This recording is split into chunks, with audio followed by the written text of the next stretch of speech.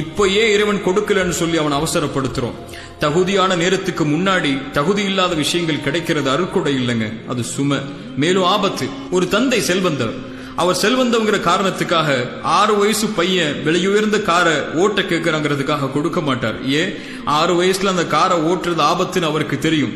ஒரு தந்தைக்கே இந்த அக்கறை இருக்குன்னா 99 மடங்கு தந்தையை விட அன்பு வச்சிருக்கக்கூடிய நம்மளை படைச்ச இறைவன் நமக்கு எந்த நேரத்துல கொடுக்கணுங்கிறத தெரியாமையா இருப்பா?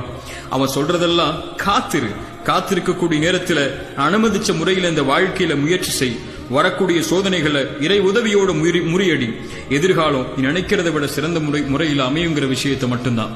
இந்த உலகத்துல 2 மனுஷங்க இருக்கிறாங்க. சோதனைகளுடைய காலத்துல காத்திருக்காம அவசரப்பட்டு உடனே சோதனைகள் நீங்கணும்னு சொல்லி இறை கட்டளைக்கு மாறுபட்டு மேலும் சோதனைகள்ல சிக்கி கவலை ஏற்பட்டு இறைவனையை குறை சொல்லக்கூடிய மக்கள் ஒருபுறம், சோதனைகள் வரும்போது தன்னாலான முயற்சியை செய்து பொறுமையை கடைபிடித்து இறை கட்டளைக்கு கட்டுப்பட்டு நல்ல குணங்களோடு நடந்து கொண்டு இறைவன்ட்ட, இறைவா உனக்கு தெரியும் என் வாழ்க்கையுடைய பாதை, நீ என்னை கண்காணிக்கிற, என் ஒவ்வொரு எட்டும் உனக்கு தெரியும், நான் முயற்சி செய்யற, எனக்கு நீ நியமிச்ச நேரத்தை காலத்தை எதிர்பார்க்கிற, நீ விரும்புறத கொடு இறைவா, விரும்பாததற்கு காத்திருக்கிறன்னு சொல்லக்கூடிய கூட்டம் இன்னொரு புறம். இதுல எந்த கூட்டத்துல நம்ம இருக்கோங்கிற கேள்விதான் இந்த நேரத்துல நமக்கு தேவை. Download ShareChat.